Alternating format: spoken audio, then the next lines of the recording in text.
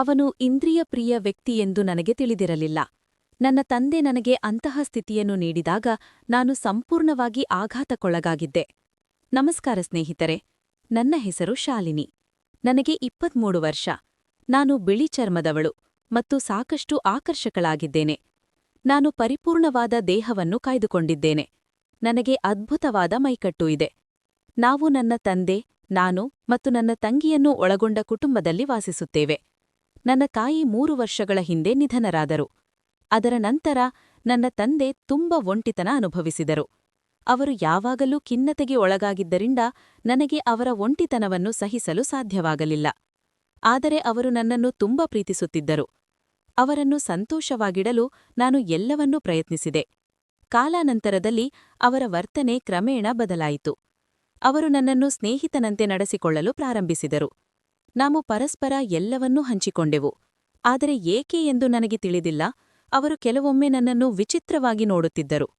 ಒಂದು ದಿನ ನನ್ನ ತಂದೆಯ ಮನಸ್ಸಿನಲ್ಲಿ ಏನಾಗುತ್ತಿದೆ ಎಂದು ನಾನು ಆಶ್ಚರ್ಯಪಟ್ಟೆ. ಅವರು, ಶಾಲಿನಿ, ನಿನಗೆ ಗೆಳೆಯನಿದ್ದಾನೆಯೇ? ಅಪ್ಪ ಅಂತಹ ಮಾತುಗಳನ್ನು ಹೇಳುತ್ತಾನೆ ಎಂದು ನನಗೆ ಭಯವಾಯಿತು. ಆದರೆ ನಾನು ಉತ್ತರಿಸಿದೆ, ನನಗೆ ಗೆಳೆಯನಿಲ್ಲ. ಅವನು ಹೇಳಿದ, ಶಾಲಿನಿ, ನೀನು ನನಗೆ ತುಂಬ ಸುಂದರವಾಗಿ ಕಾಣುತ್ತೀಯ. ನೀನು ನಿನ್ನ ತಾಯಿಯಂತೆಯೇ ಕಾಣುತ್ತೀಯ. ಈಗ ನಿನ್ನೊಂದಿಗೆ ನಾನು ಅನುಭವಿಸುತ್ತಿರುವ ಅದೇ ಆತ್ಮೀಯತೆ ನನಗೂ ಇದೆ. ಅಪ್ಪನ ಈ ಮಾತುಗಳನ್ನು ಕೇಳಿ ನಾನು ಸಂಪೂರ್ಣವಾಗಿ ದಿಗ್ಭ್ರಮೆಗೊಂಡೆ. ಅಷ್ಟರಲ್ಲಿ ನನ್ನ ತಂಗಿ ಬಂದು ಅಪ್ಪನನ್ನು ಕೆಲಸಕ್ಕಾಗಿ ಮಾರುಕಟ್ಟೆಗೆ ಕರೆದುಕೊಂಡು ಹೋದಳು. ಅವರು ಹೇಳಿದ್ದರಿಂದ ನನಗೆ ಸಂಪೂರ್ಣವಾಗಿ ಆಘಾತವಾಯಿತು. ನಿಧಾನವಾಗಿ ಅಪ್ಪನ ನೋಟ ನನಗೆ ಅರ್ಥವಾಗತೊಡಗಿತು. ಇದೆಲ್ಲದರ ಬಗ್ಗೆ ಯೋಚಿಸುತ್ತಾ ನಾನು ಯಾವಾಗ ನಿದ್ರೆಗೆ ಜಾರಿದೆನೋ ನನಗೆ ತಿಳಿದಿರಲಿಲ್ಲ.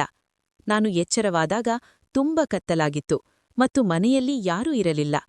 ಬಹುಶಃ ಅಪ್ಪ ಮತ್ತು ನನ್ನ ತಂಗಿ ಇನ್ನೂ ಮಾರುಕಟ್ಟೆಯಿಂದ ಹಿಂತಿರುಗಲಿಲ್ಲ.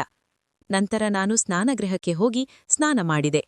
ಅಷ್ಟರಲ್ಲಿ ಅಪ್ಪ ಮತ್ತು ನನ್ನ ತಂಗಿ ಮಾರುಕಟ್ಟೆಯಿಂದ ಹಿಂತಿರುಗಿದರು. ನಾನು ಅವರ ಬಳಿಗೆ ಹೋಗಿ ಮಾತನಾಡಲು ಪ್ರಾರಂಭಿಸಿದೆ. ನಂತರ ಅಪ್ಪ ಕೆಲಸಕ್ಕಾಗಿ ಹೊರಗೆ ಹೋದರು ಮತ್ತು ನಾನು ಮನೆಗೆಲಸ ಮಾಡಲು ಪ್ರಾರಂಭಿಸಿದೆ. ನಾನು ದಿನವಿಡೀ ನನ್ನ ತಂದೆಯ ಬಗ್ಗೆ ಯೋಚಿಸುತ್ತಿದ್ದೆ. ಅವರು ನನಗೆ ಹಾಗೆ ಏಕೆ ಹೇಳಿದರು ಎಂದು ಆಶ್ಚರ್ಯಪಡುತ್ತಿದ್ದೆ. ಆಗ ಒಬ್ಬ ಸ್ನೇಹಿತ ನನ್ನ ಬಳಿಗೆ ಬಂದು, ಹೇ ಶಾಲಿನಿ, ನೀನು ಏನು ಯೋಚಿಸುತ್ತಿದ್ದೀಯಾ ಎಂದು ಕೇಳಿದನು. ನಾನು, ಇಲ್ಲ ನೇಹಾ, ನಾನು ಏನೂ ಯೋಚಿಸುತ್ತಿಲ್ಲ ಎಂದೆ. ನಂತರ ನಾನು ಅವಳನ್ನು ಕೇಳಿದೆ, ನೇಹಾ, ಆನ್ಲೈನ್ನಲ್ಲಿ ಹಣ ಸಂಪಾದಿಸಲು ಏನಾದರೂ ಮಾರ್ಗ ಹೇಳಿ.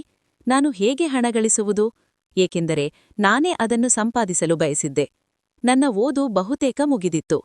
ನೇಹಾ ಕೋಪದಿಂದ ನನ್ನ ಕಡೆಗೆ ನೋಡಿ, ಬಾ ಗೆಳೆಯ, ಹಣ ಸಂಪಾದಿಸುವುದು ನಮಗೆ ದೊಡ್ಡ ವಿಷಯವಲ್ಲ ಎಂದಳು.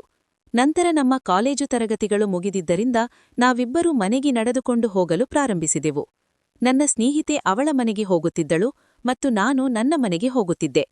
ನಂತರ ನಾನು ದಾರಿಯಲ್ಲಿ ನನ್ನ ತಂದೆಯನ್ನು ನೋಡಿದೆ. ಅವರನ್ನು ನೋಡಿ ನನಗೆ ಸಂಪೂರ್ಣವಾಗಿ ಆಘಾತವಾಯಿತು. ಅವರು ಇನ್ನೊಬ್ಬ ಮಹಿಳೆಯನ್ನು ತನ್ನೊಂದಿಗೆ ಕರೆದುಕೊಂಡು ಹೋಗಿ ಶಾಪಿಂಗ್ಗೆ ಕರೆದೊಯ್ಯುತ್ತಿದ್ದರು. ನಂತರ ಅವರು ಹೋಟೆಲ್ ಕಡೆಗೆ ಹೋಗುವುದನ್ನು ನಾನು ನೋಡಿದೆ.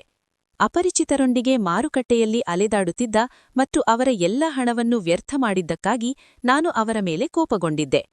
ನಂತರ ಆ ಕೋಪದಲ್ಲಿ ನಾನು ಮನೆಗೆ ಹಿಂತಿರುಗಿ ಅವರು ಬರುವವರೆಗೆ ಕಾಯುತ್ತಿದ್ದೆ.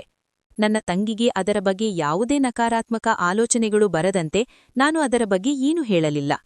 ನಂತರ ಆ ಸಂಜೆ ಅಪ್ಪ ಮನೆಗೆ ಬಂದಾಗ ನಾನು ಅವರ ಕೋಣೆಗೆ ಹೋದೆ. ಅವರು ಟಿವಿ ನೋಡುತ್ತಿದ್ದರು. ನಾನು ಅವರನ್ನು ಕೇಳಿದೆ, ಅಪ್ಪ, ನೀವು ಮಾರುಕಟ್ಟೆಯಲ್ಲಿ ಯಾವ ಮಹಿಳೆಯೊಂದಿಗೆ ಸುತ್ತಾಡುತ್ತಿದ್ದಿರಿ? ನೀವು ಹಾಗೆ ಸುತ್ತಾಡುವುದು ಸರಿಯಲ್ಲ. ನಮ್ಮ ತಾಯಿ ಇತ್ತೀಚೆಗೆ ತೀರಿಕೊಂಡರು. ಜನರು ಏನು ಯೋಚಿಸುತ್ತಾರೆ? ಅಪ್ಪ ಹೇಳಿದರು, ಇಲ್ಲ ಶಾಲಿನಿ, ನಾನು ಸುತ್ತಾಡಲು ಬಯಸುತ್ತೇನೆ. ನನಗೆ ಯಾರ ಬಗ್ಗೆಯೂ ಕಾಳಜಿಯಿಲ್ಲ. ನಾನು ಅವಳೊಂದಿಗೆ ಸುತ್ತಾಡುವುದನ್ನು ನಿಜವಾಗಲೂ ಆನಂದಿಸುತ್ತೇನೆ ಮತ್ತು ಅದು ನನಗೆ ಸರಿ. ಈಗ ನಾನು ಸುತ್ತಾಡವಿದ್ದರೆ ನಾನು ಯಾವಾಗ ಸುತ್ತಾಡುವೆನೋ? ಅವರು ಕೋಪಗೊಂಡರು. ನಾನು ಅವನನ್ನು ಬೇಡ ಎಂದು ಮನವೊಲಿಸಲು ಪ್ರಯತ್ನಿಸಿದೆ, ಆದರೆ ಅವನು ಕೇಳಲಿಲ್ಲ.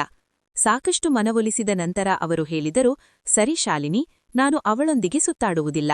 ಆದರೆ ನನಗೊಂದು ಷರತ್ತು ಇದೆ. ನೀವು ಆ ಷರತ್ತನ್ನು ಪೂರೈಸಿದರೆ ನಾನು ಅವಳೊಂದಿಗೆ ವಾಸಿಸುವುದನ್ನು ನಿಲ್ಲಿಸುತ್ತೇನೆ. ನಾನು ಹೇಳಿದೆ, ಹೌದು, ಹೇಳು, ನಿನ್ನ ಷರತ್ತಿಯೇನು?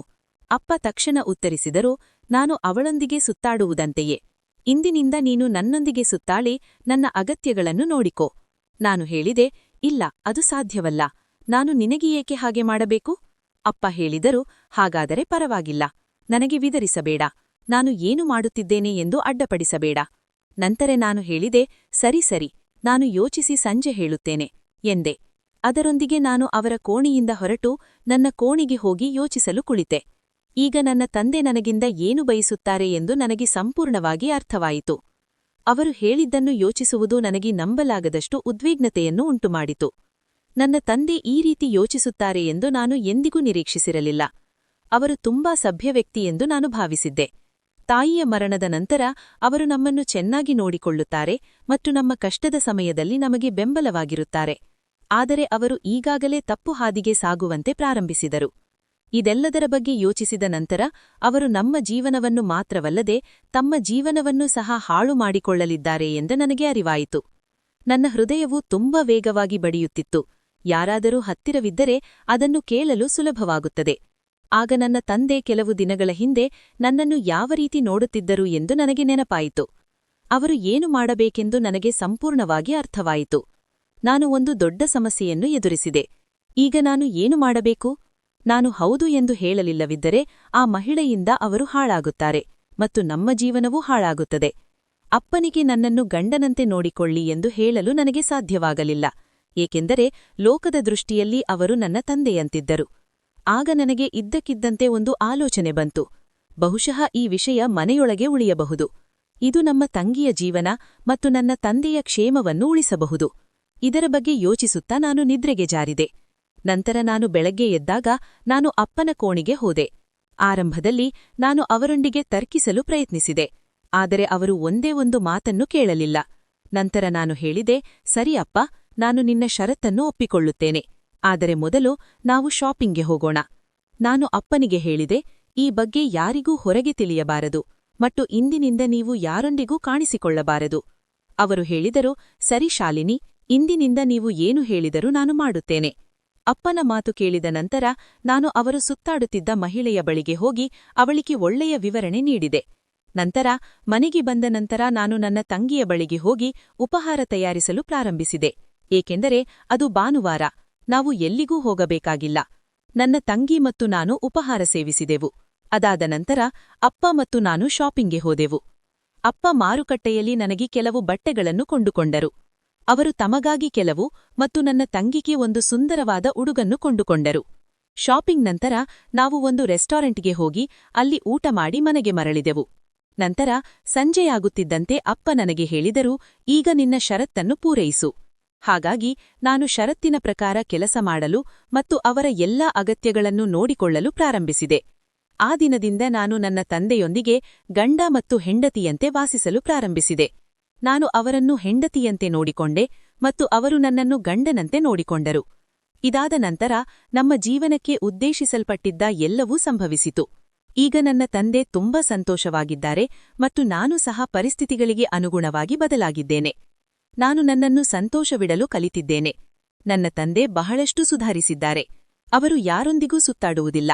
ಅವರು ಕೆಲಸಕ್ಕೆ ಹೋಗುತ್ತಾರೆ ಮತ್ತು ಮನೆಗೆ ಬಂದು ನನ್ನೊಂದಿಗೆ ಗಂಡನಂತೆ ಸಮಯ ಕಳೆಯುತ್ತಾರೆ. ಈ ರೀತಿಯಾಗಿ ನಾವು ಸಂತೋಷವಾಗಿ ಬದುಕುತ್ತಿದ್ದೇವೆ. ನನ್ನನ್ನು ತಪ್ಪಾಗಿ ತಿಳಿದುಕೊಳ್ಳಬೇಡಿ. ನನ್ನ ತಂದೆ ಹೇಳಿದ ಎಲ್ಲವಕ್ಕೂ ನಾನು ಒಪ್ಪುವಂತೆ ಒತ್ತಾಯಿಸಲ್ಪಟ್ಟೆ. ಆದರೆ ಅದು ನನಗೆ ಹಾನಿ ಮಾಡಲಿಲ್ಲ, ಏಕೆಂದರೆ ನಾನು ಅವರನ್ನು ನೋಡಿಕೊಳ್ಳಲಿದ್ದರೆ ಯಾರು ಮಾಡುತ್ತಾರೆ? ಸುಮಾರು 6 ತಿಂಗಳ ನಂತರ ನನ್ನ ಸೇರ್ಪಡೆ ಪತ್ರ ಬಂತು ಮತ್ತು ನಾನು ಅಲ್ಲಿ ಸೇರಿಕೊಂಡೆ. ಈಗ ನಮ್ಮ ಕುಟುಂಬ ಚೆನ್ನಾಗಿದೆ. ಮನೆಯಲ್ಲಿ ಎಲ್ಲರೂ ತುಂಬಾ ಸಂತೋಷವಾಗಿದ್ದಾರೆ.